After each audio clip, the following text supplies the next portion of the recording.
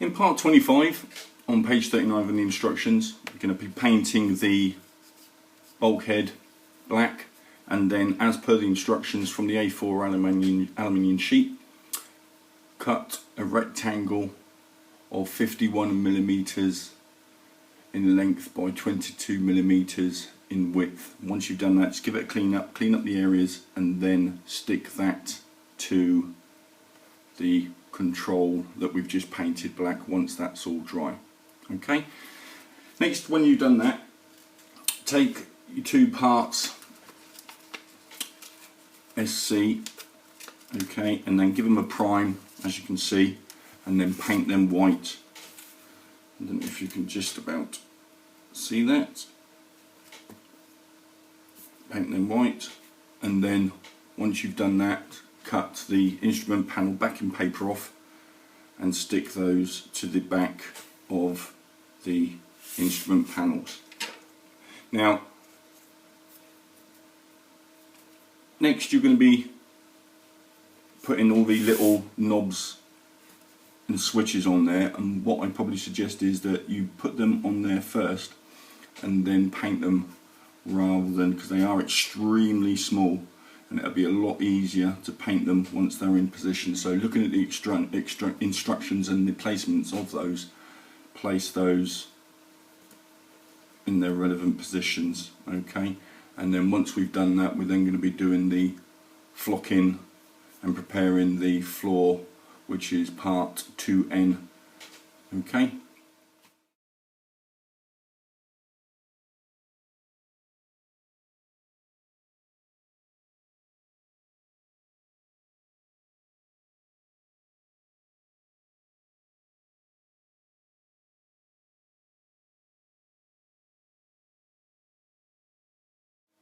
Okay, so now you can see that we've got the instrument panels painted and glued up, if you can just see that already, as per the instructions. And then once we've done that, we're going to be gluing them down into position like so. Okay, so that both of them are side by side as per part 34 on page 40 of the instructions. So glue those down into position, and next we're moving on to the flocking of the floor.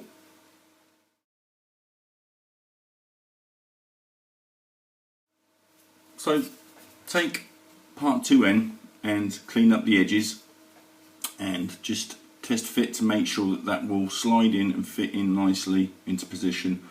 Once you've done that, we then need to smooth off any edges, and then we need to give it a paint with maroon, and then leave that to dry before we add a thin layer of PVA glue, and then using a colander start using the flocking powder as per the instructions up to stage 36, okay, and 37. Once we've done that, just going to slide it into position as we did with the test, as shown on part 38 of page 41 of the instructions, and then we'll move on to the instrument panels, more of the instrument panels, okay?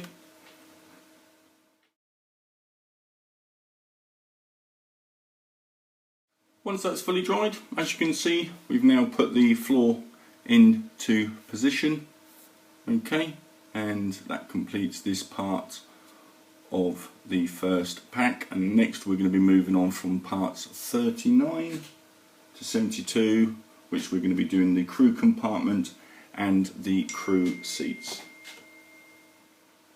Now in parts 39 we've got the parts SF, SG, okay, and follow the instructions about marking them out and then bending them into the relevant positions, okay? And what I would suggest is, before actually putting in the cutout, is to bend them and then slot the cutouts inside, okay, and then priming them prior to doing that. That way I just find it's a lot easier, okay, rather than the spraying them first, priming them first and then bending them, because it is possible that the pieces of paper might bend up. So at least you can cut the paper put them into position and bend them in the correct position. So follow the procedures all the way through from parts 39, okay, up to parts 46, so that you've got the radar and the radio station completed as shown.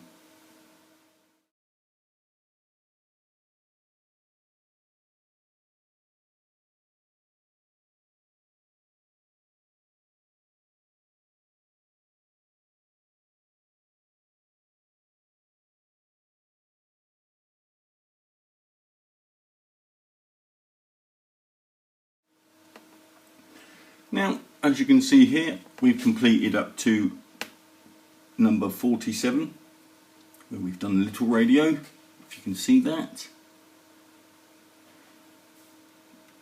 And we've also got the other little control box, and everything's all painted and ready.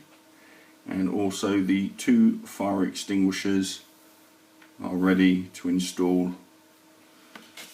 Next, from the sheet of paper, cut out the shape shown, which represents the lining on the insides of the walls, and then take your structure that we did earlier and then just test fit it by placing it inside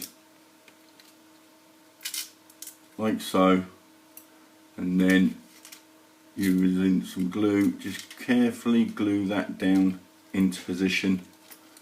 Okay, I can just get that in there.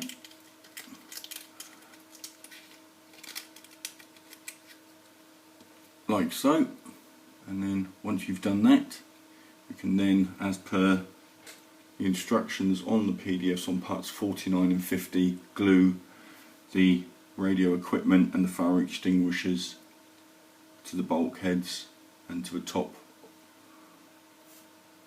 of the cabinet.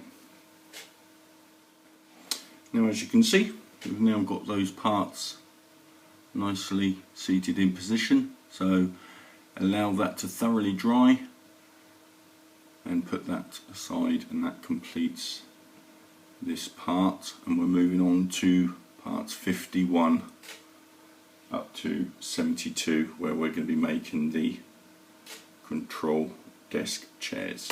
Okay.